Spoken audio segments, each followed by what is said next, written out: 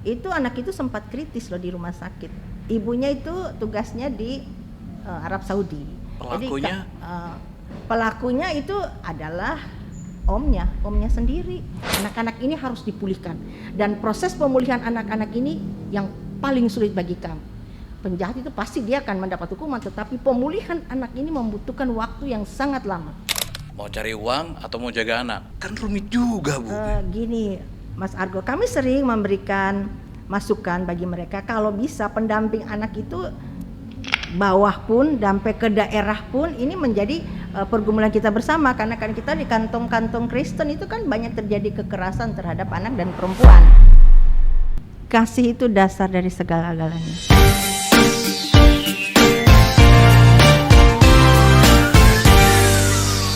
Halo Sobat RPK, jumpa lagi dengan saya Argo dalam Hot Issue kali ini. Dan Hot Issue kali ini kita akan menyikapi kekerasan pada anak yang terus merebak. Karena sahabat RPK, dari contekannya kasus pada anak di awal tahun 2025 ini, kita sudah mendapati angka tercatat ada 19.813 kasus yang belum terselesaikan sejak awal tahun 2024, berarti udah setahun bergulir sahabat RPK. Dan ini mungkin juga menjadi concern kita untuk keamanan dan kenyamanan seorang anak negeri ini yang adalah masa depan bangsa ya sahabat RPK, yang bisa kita lihat. Dan dari 19.000 kasus itu 1.117 kasus ada di lingkungan pendidikan dan di rumahnya sendiri. Dan untuk itu kita akan mengulas banyak. Oleh sebab itu sudah hadir bersama kita untuk Hot Issue kali ini ada Ibu Jenny Maria Monika Latumahina yang adalah seorang pendeta dari Gereja Protestan Maluku. Halo Bu. Iya, halo Mas Antu, apa kabar? Baik, terima kasih udah bersedia mau berbagi dengan kami di Hot Issue kali ini. Baik. Dan kita emang mengundang Ibu Jenny karena ia adalah selain pendeta juga penulis, bahkan juga ketua relawan perempuan anak, betul ya? Benar, Mas Argo. RPA Indonesia, ya. RPA Indonesia. Mungkin bisa dijelasin dulu Bu Pendeta, RPA Indonesia itu. Iya. Jadi Mas Argo, relawan perempuan dan anak RPA Indonesia, kami ada di 38 provinsi di seluruh Indonesia. Oke. Di Jakarta, kantor pusat kami ada di Jalan Keramat 7, dan juga tiap DPD itu ada, mulai dari tingkat DPP, DPW, DPD.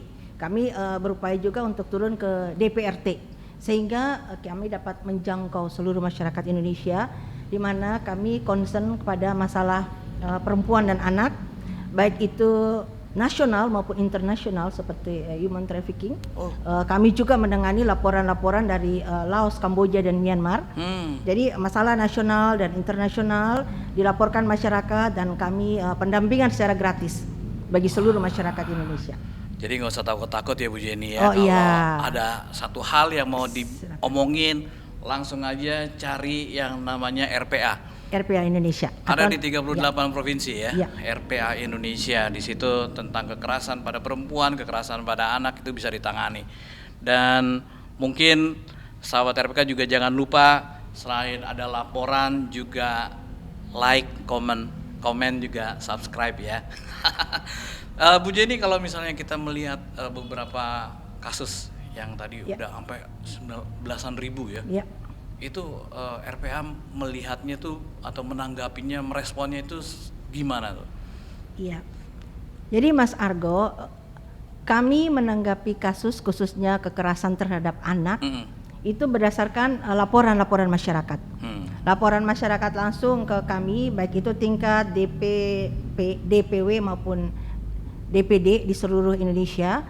Jadi laporan langsung melalui nomor telepon saya juga, 08121725452, bisa masyarakat mengadu. Jadi laporan itu kami dapat dari masyarakat, dan di samping kami memproses laporan masyarakat, kami juga melakukan tindakan pencegahan. Sehingga jangan terjadi kekerasan terhadap anak-anak dan perempuan di Indonesia. Jadi bukan cuma pas udah kejadian, tapi sebelum kejadian juga diusahakan gitu ya sama RPA Indonesia ya. Iya. Jadi Mas Argo, kami bekerja sama dengan lembaga-lembaga di pemerintahan secara holistik. Karena ini masalah kekerasan terhadap anak ini tanggung jawab bersama, tanggung jawab negara, dan ini adalah satu krisis moral yang terjadi di Indonesia, merupakan pekerjaan rumah kita bersama, dan sangat miris bahwa korban-korban itu anak-anak di bawah umur yang paling banyak mengalami tindakan kejahatan seksual. Udah berapa lama sih Ibu Pendeta di dunia ini? Iya. Maksudnya berkecimpung di Aktivis. wilayahnya.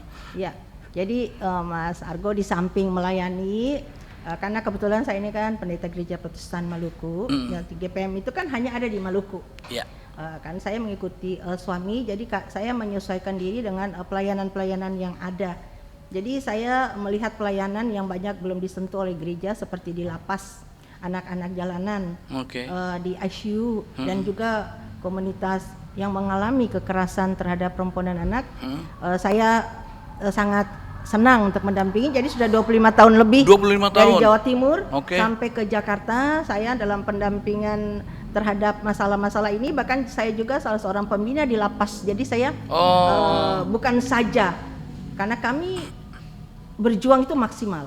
Ketika masyarakat melapor, kami akan melakukan upaya hukum sehingga ada rasa keadilan, ada kepastian hukum dari korban, dan kita akan dampingi sampai tuntas. Jadi saya kebetulan sebagai pembina di lapas, saya juga melihat korban yang ada di lapas, salah satu lapas di Jawa Timur di Kota Kediri. Di situ saya melihat juga ini korban, jangan sampai kami sudah bekerja keras aktivis di luar, datang di situ ada oknum aparat yang bisa saja mengeluarkan ini korban sehingga terjadi lagi bukan mengeluarkan korban, mengeluarkan pelaku sehingga terjadi lagi kekerasan, dan itu banyak terjadi. Kekerasan perempuan dan anak. Kebanyakan perempuan apa anak? Kalau perempuan itu banyak sekali KDRT. Kekerasan dalam rumah tangga ya. Kalau yang terjadi di internasional itu banyak sekali TKI yang mengalami kekerasan dilakukan oleh majikan dan juga tidak ada pembayaran gaji, dan juga ada juga penjualan organ tubuh, pemaksaan memberikan organ tubuh oleh sindikat daripada perdagangan manusia. Tapi itu manusia Indonesia maksudnya, Ibu? Iya, orang Indonesia ya, yang korban melapor kepada kami dan keluarga korban melapor kepada kami. Kalau untuk anak-anak, kekerasan apa yang paling banyak? Yang paling banyak terjadi adalah kekerasan seksual, kekerasan yang dilakukan ya kepada mereka. Ini dari belasan ribu, ada seribuan kasus yang justru tempatnya sebenarnya tempat paling aman dan nyaman buat anak-anak. Gimana tanggapan Ibu? Jadi Mas Argo, kami dari RPA Indonesia, kami melihat bahwa sebenarnya keluarga itu adalah pusat pendidikan. Pusat pendidikan, oke. Keluarga ya.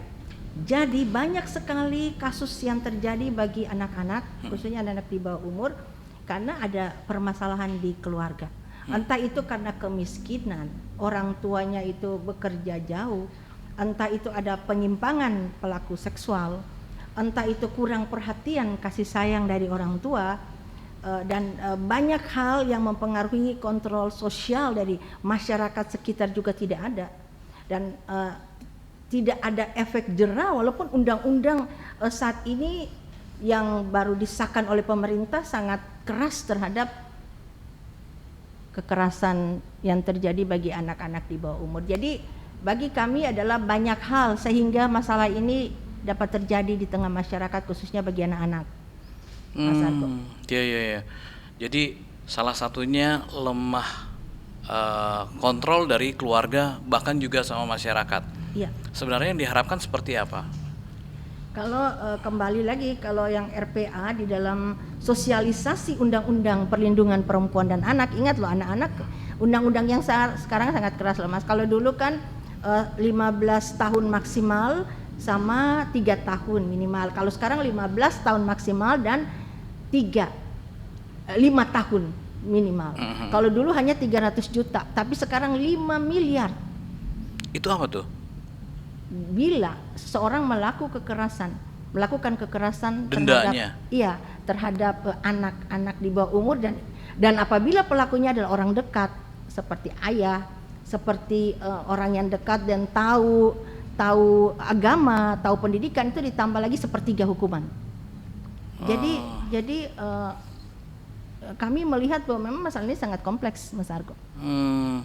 Artinya itu kalau misalnya orangnya mampu ya berarti bisa aja dong bebas 5 miliar misalnya dia bisa bayar gitu. Akhirnya nggak ada efek jera juga. Sebenarnya ini kan masalahnya ada masalah keadilan dan kepastian hukum. Kami di RPA Indonesia ketika laporan masuk kepada kami ada semacam surat kuasa kan yang harus diberikan kepada RPA Indonesia, karena ketika melaporkan polisi akan bertanya ini RPA melapor kuasanya dari mana. Nah, dari kuasa itu kami sudah mengatakan bahwa ketika masalah ini sudah dilaporkan kepada RPA Indonesia, ini harus sampai tuntas.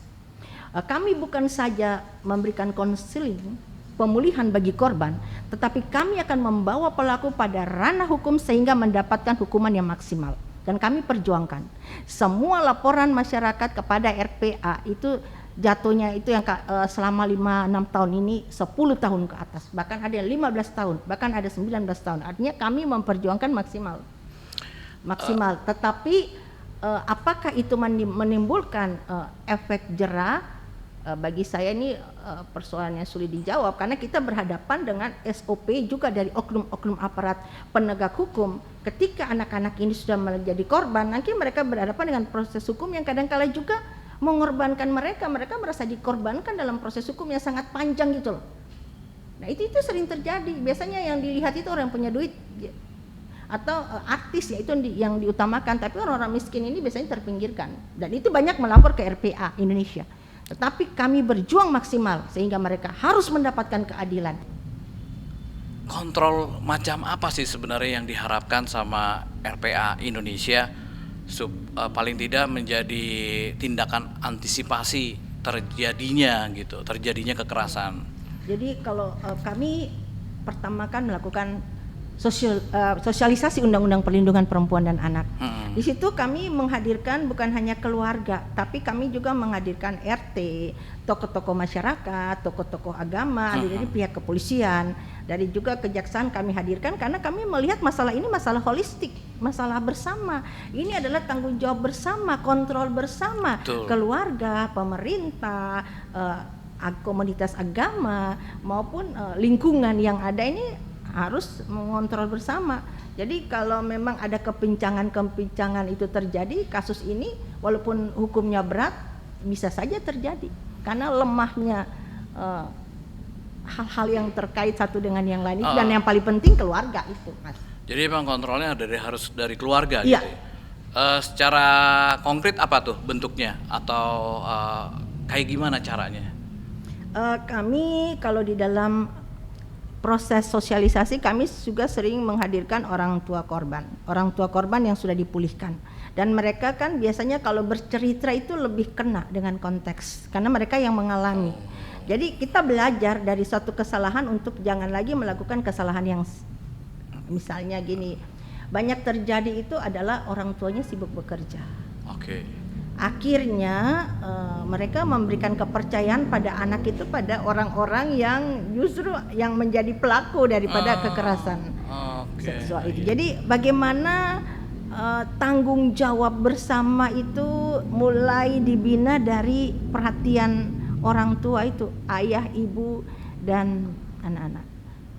Jadi kalaupun terjadi kasus di mana anak sudah menjadi korban, ada satu kasus kemarin kami dampingi juga di Jawa Timur, Mas Argo.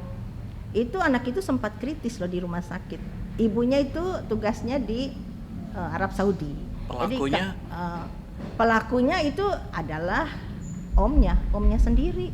Jadi kami bermitra dengan Ibu Gubernur Jawa Timur, kami minta supaya dipulangkan karena yang bisa memulihkan anak ini adalah ibunya. Dokter, perawat, psikolog itu yang kedua yang bisa memulihkan anak ini adalah ibunya karena dia merindukan kasih sayang ibunya. Nah, dalam keadaan seperti ini memang peranan keluarga sangat penting. Jadi bagaimana ada komunikasi antara anak dan orang tua, ada saling berbagi, saling memperhatikan. Jadi memang itu harus dibina dari keluarga. Di zaman ini susah loh, Bu Pendeta kayak begitu. Iya. Susah. Orang tua kerja dua-duanya nih. Kalau nggak kerja ntar nggak makan. Iya. Sedangkan kalau kerja kayak begitu kejadiannya, nggak ada yang kontrol di rumah. Dikasih kepercayaan ke orang terdekat, ternyata pelakunya orang terdekat yang dikasih kepercayaan itu. Iya. Rumit juga ya. Iya. Kalau saya mendampingi kasus, saya melihat juga tetap lengahnya di orang tua. Misalnya pekerjaan ketika kita karena sibuk memandikan anak itu disuruh, karena dia merasa tidak ada waktu, disuruh yang tinggal di rumah, misalnya pamannya. Itu kan akhirnya lama-kelamaan menjadi suatu kebiasaan. Dan ketika itu terjadi, ya mau salahkan siapa? Karena orang tua juga memberikan peluang. Ya semestinya walaupun dia sesibuk apapun, dia harus menjadikan rumah itu tempat yang aman, sekolah itu tempat yang aman, lingkungan itu tempat yang aman bagi anaknya. Jadi jangan berikan peluang sehingga bisa terjadi. Nah, itu yang bagaimana harus tanggung jawab orang tua. Berarti ini serius sahabat RPK. Artinya memang harus ada pilihan ya Bu ya? Iya, ada pilihan. Mau cari uang atau mau jaga anak. Kan rumit juga Bu. Gini Mas Argo, kami sering memberikan masukan bagi mereka, kalau bisa pendamping anak itu jangan laki-laki lah, kalau bisa. Kalau dia perempuan jangan. Kalau bisa perempuan atau saudara yang terdekat, jangan sampai diberikan tanggung jawab memandikan, tanggung jawab mulai dari anak kecil itu sama omnya, opanya, sehingga itu awal mula terjadinya penyimpangan kekerasan bagi anak di bawah umur dari orang yang terdekat. Nah itu tuh salah satunya ya. Gitu. Wah, jangan lupa ya Sobat RPK, like, comment, subscribe. Jangan lupa itu. Oh ya, Ibu Pendeta, kalau misalnya untuk apa ya, dunia pendidikan. Ya. Bukan cuma keluarga aja, ternyata dunia pendidikan juga. Iya. Gimana tanggapan RPA Indonesia untuk hal ini? Jadi memang kami melihat sangat miris ya di dunia pendidikan, pelakunya juga adalah guru, pelakunya juga sistem bully juga teman-teman sendiri, dan itu laporan ke RPA itu sangat banyak. Oleh karena itu kami juga memberikan masukan bagaimana sehingga dunia pendidikan itu juga dapat memberikan program atau edukasi yang ramah anak. Tidak menimbulkan sesuatu yang nanti dapat mengantarkan terjadinya kekerasan terhadap anak-anak di bawah umur. Tapi pada kenyataannya kan udah banyak sekali terjadi, merebak di mana-mana. Iya. Dan gurunya biasanya guru favoritnya juga malah yang jadi pelaku gitu ya. Itu antisipasinya gimana? Ini di sana dunia pendidikan yang adalah dunia yang memang sangat dibutuhkan dan ya wajib pendidikan kan harus dilakukan di Indonesia gitu. Iya. Jadi itu berarti ada sampai hal itu terjadi, menurut kami berarti ada sesuatu yang aneh. Berarti ada sesuatu yang belum terjawab di kurikulum. Kurikulum pendidikan itu sendiri ya harus dilihat apakah itu memang dapat menjawab persoalan dunia pendidikan. Kalau saya sendiri ya sebagai orang tua, anak-anak saya sudah dewasa, dulu waktu anak-anak saya sekolah, walaupun itu ada kontrol dari sekolah, saya seorang tua saya selalu akan ada waktu sesibuk-sibuknya saya itu untuk menjemput anak saya, untuk mengantar anak saya, karena saya juga ingin mengetahui siapa teman-temannya, siapa gurunya. Ya, itu saja kami yang orang tua yang aktif aja bisa terjadi kekerasan antara teman dengan teman. Ya, itu bisa terjadi, apalagi yang tidak ada perhatian daripada orang tua atau sistem sekarang guru juga sibuk dengan lingkungan anak-anak yang banyak. Jadi sistem kontrolnya itu ya benar-benar di samping kurikulum ya dari guru, dari keluarga, dari orang tua, itu harus berjalan seimbang. Kayaknya iya. Maaf kalau salah tangkap Bu Pendeta. Kayaknya kontrol kita di lembaga pendidikan sangat lemah ya. Iya. Betul, masih begitu ya? Iya. Memang saya melihat sangat lemah. Pernah juga terjadi, saya tidak menceritakan keluarga lain, anak saya, karena saya seorang ibu yang mendampingi anak-anak, sehingga saya juga selalu menjaga anak saya. Dan suatu ketika ada terjadi kekerasan antara teman dengan teman, saya sampaikan ke anak saya bahwa cerita saja ke guru. Kita sampaikan, kalau tidak bisa diselesaikan nanti mama akan ke sekolah untuk selesaikan. Saya berikan kesempatan. Ya memang ternyata tidak bisa, dan saya sekolah saya panggil, dan itu memang terjadi. Jadi artinya kontrol sangat lemah. Itu saja kalau dibilang satu sekolah yang baik, apalagi sekolah yang menurut kami itu gurunya sangat sedikit, itu gurunya banyak. Jadi memang kewaspadaan itu selalu harus ada, baik itu dari guru-guru, dari anak-anak, dari kurikulum, dari orang tua, dari yayasan, harus berjalan bersama-sama, Mas Argo.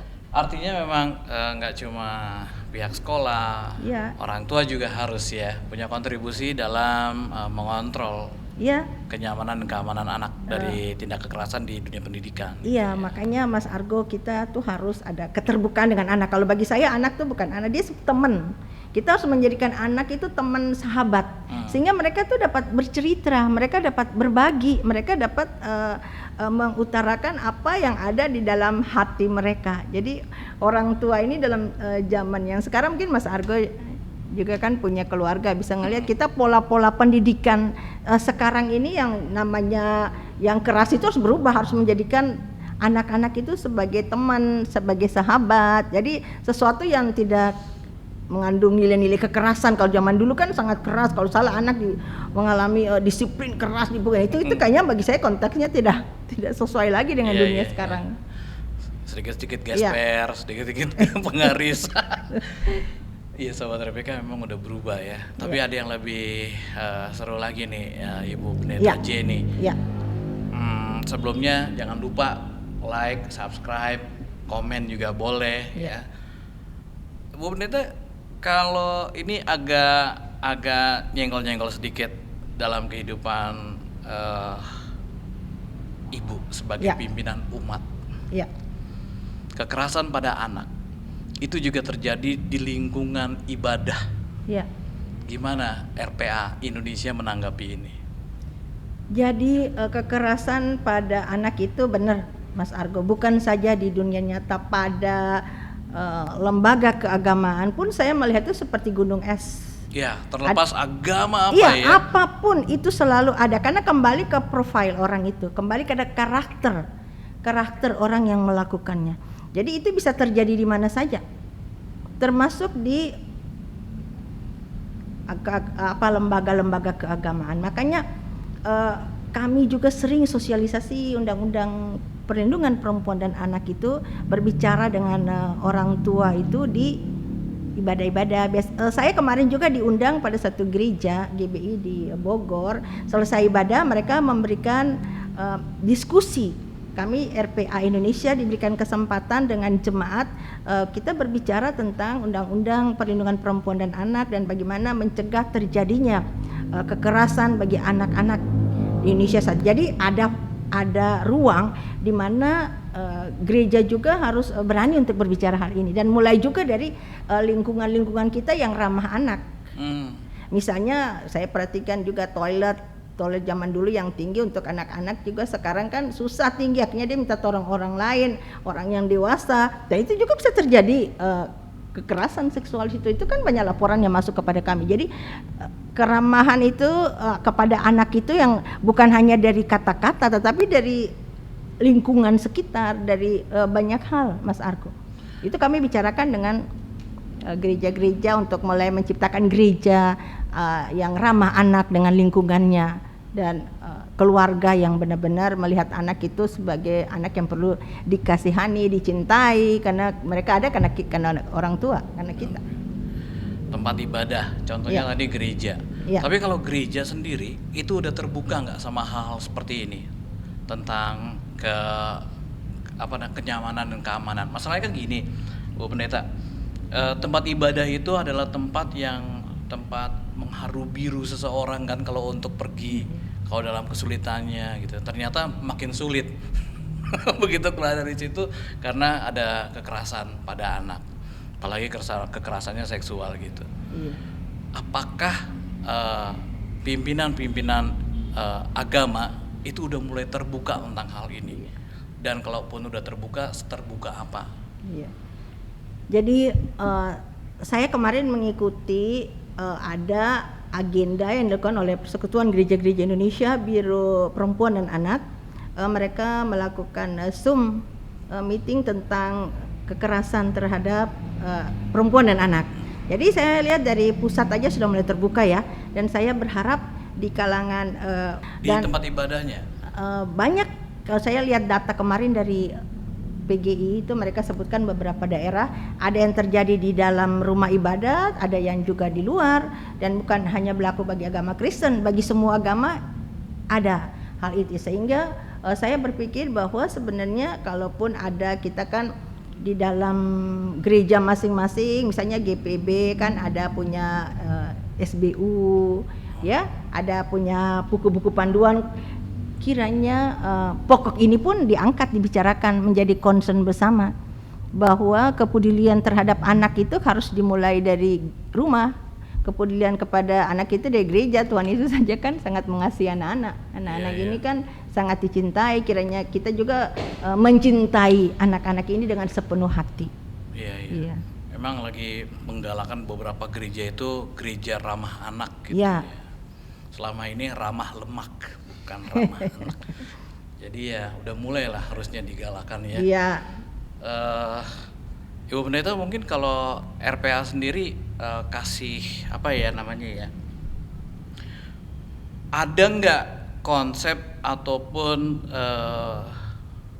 resep, ibu-ibu soalnya nih, resep untuk membuat kenyamanan dan keamanan seorang anak dalam mengisi kehidupannya sebagai anak, baik itu anak-anak ataupun remaja gitu, supaya tidak terancam oleh predator-predator seks seperti itu. Iya. Ketika kami berbicara Mas Argo tentang konsep ini, kita hanya dapat kesimpulannya 5 huruf. Apa tuh? Kasih. Kasih itu dasar dari segala-galanya. Jadi bagaimana penerapan kasih itu mulai dari orang tua, bagaimana orang tua itu dapat mengasihi anak-anak dan sesama yang ada di lingkungan keluarga mereka, sehingga mereka itu merasa nyaman. Kasih itu kan kita tahu apa itu konsep kasih ya, itu kuncinya itu. Dan bagaimana kita di tengah-tengah keluarga itu ada tempat di mana kita saling berbagi, ya kan? Kalau kita perhatikan ya, setiap keluarga itu sibuk. Kalau sudah sampai di rumah, manusia itu ibu handphone, anak handphone, bapak handphone, lalu ruang-ruang untuk kita berdiskusi bersama seperti meja makan, tempat duduk bersama sambil makan bercerita, setelah makan bercerita kadang-kadang hilang. Kalau bisa itu dihidupkan lagi. Kita tahu dari zaman perjanjian lama pun bangsa Israel kan dari dulu kenapa mereka sangat hafal Taurat, mereka sangat dekat karena itu tradisi-tradisi itu kan mereka turunkan turun temurun. Kalau bisa dihidupkan lagi dalam keluarga kita, bagaimana kita saling berbagi, saling menopang, saling menguatkan. Ini keluarga harus menjadi punya mesbah doa, harus ada doa yang kuat. Apapun juga kunci dari semua kenyamanan itu kan hubungan kita dengan Tuhan, dan bagaimana iman anak-anak itu mulai kita latih ya, mulai dari hal-hal yang kecil. Kita percayalah kalau ada dalam lindungan Tuhan, di dalam perlindungan Tuhan, pasti mereka akan nyaman. Bukan dalam perlindungan orang tua ya. Kalau anak itu dari kecil dididik untuk kuat iman, berdoa, baca firman, pujian kepada Tuhan, itu dasar yang kuat. Dimanapun mereka berada, kita yakin pasti mereka dalam lindungan Tuhan. Menarik ya. Setiap keluarga harus punya mesbah doa. Ya. Itu bisa jadi segala sesuatunya ya. Bisa mengatasi problema. Ini kalau misalnya untuk kekerasan terhadap anak udah kita bahas. Kalau kekerasan yang dilakukan oleh anak, ini relawan perempuan dan anak berada di posisi mana? Itu biasanya bully okay. Kan? Kemarin juga kami hadapi kasusnya itu di laporan dari Jogja, Solo. Nah kebetulan saya yang turun langsung Dan kebetulan itu peristiwa itu terjadi di sekolah. Nah, itu kembali kami tetap mendudukan masalah ini pada porsi yang sebenarnya. Bahwa itu kan terjadi di ranah pendidikan. Mestinya kan guru harus mengetahui. Jadi duduk bersama RPA sebagai mediator untuk guru, orang tua dan murid, kita mencari solusi bersama sehingga masalah ini terpecahkan. Karena kalaupun kasus ini dibawa, mereka tetap akan mendapat hukuman walaupun anak-anak di bawah umur ya, ada aspek hukumnya, baik pelakunya maupun yang menjadi korban. Kemarin kan ada di Tangerang itu kasusnya. Jadi kekerasan yang dilakukan oleh sesama anak, jadi dia melakukan kekerasan seksual oleh anak-anak sendiri. Nah itu melibatkan banyak hal, melibatkan banyak orang. Bapak anak-anak ini kan sebenarnya kalau bagi saya, yang kalau sampai kekerasan itu terjadi, yang harus disalahin, yang harus ditanyakan orang tua yang bertanggung jawab terhadap anak, harus duduk bersama. Ini kan kelengahan orang tua sehingga bisa terjadi hal-hal seperti ini, sehingga anak-anak itu bukan mendapat hukuman ya, pelakunya dia dibina karena kan prosesnya kan di bawah umur. Kemarin kami lagi nanganin kasusnya yang lagi berjalan di Tangerang. Jadi saya pikir juga nih pemerintah ke depan juga harus melihat nih bagaimana orang tua jadi dimasukkan juga dalam undang-undang ini, sehingga orang tua juga harus punya tanggung jawab. Kalau sampai kekerasan itu terjadi bagi anak-anak di bawah umur, kalau menurut saya sendiri sebagai relawan perempuan anak, paling besar itu adalah kelengahan dari orang tua yang tidak bertanggung jawab mengontrol anak-anaknya. Gimana dengan tawuran antar sekolah atau tawuran antar kampung? Ya itu kemarin tadi juga saya lihat banyak sekali terjadi tawuran-tawuran ya yang terjadi. Ya itu kembali lagi Mas, di dalam kehidupan kita bermasyarakat ini, pengontrol dari sistem sosial, dari budayanya, dari lingkungannya itu kan sangat lemah. Mungkin terjadi peralihan makna orang itu dalam berjalan ya, sehingga kerukunan, kedamaian itu hilang, banyak emosional, sehingga terjadi banyaknya bentrokan-bentrokan antara yang satu dengan yang lain. Walaupun itu alasannya sepele aja, kesenggol sedikit sudah marah, dampaknya itu kan emosional orang itu yang nggak bisa terkontrol, yang lain-lain juga karena kedekatan emosi akhirnya ikut-ikut, akhirnya masalah yang kecil itu bisa menjadi besar. Ya karena itu lemah.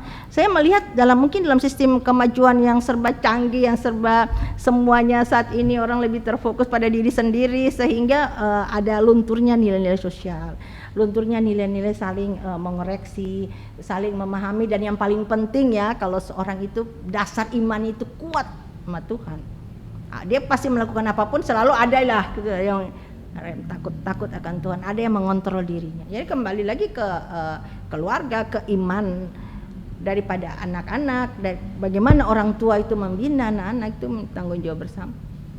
Mas Argo. Iman berarti ya, iman. Bukan AI Bu ya. Nah, terima kasih Ibu Pendeta. Terima kasih untuk berbagi, dan perjuangannya kayaknya masih panjang. Iya benar. Terus semangat, dan Sobat RPK, kita akan ketemu lagi di Hot Issue. Jangan lupa ya, komen, terus subscribe, like juga. Argo undur diri. Salam.